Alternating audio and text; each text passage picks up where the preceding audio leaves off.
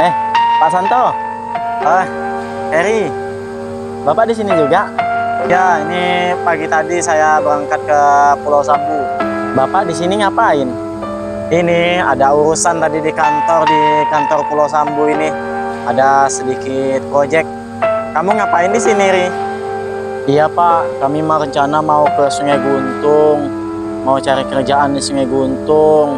Kerjaan kami yang kemarin itu bos rotinya pulang kampung. Jadi kami mau cari kerjaan yang lain.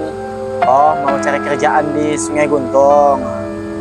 Iyalah, hati-hati ya. Mudah-mudahan dapat kerjaan mengganti jualan roti kemarin. Yang sabar ya kamu ya. Oh iyalah Pak.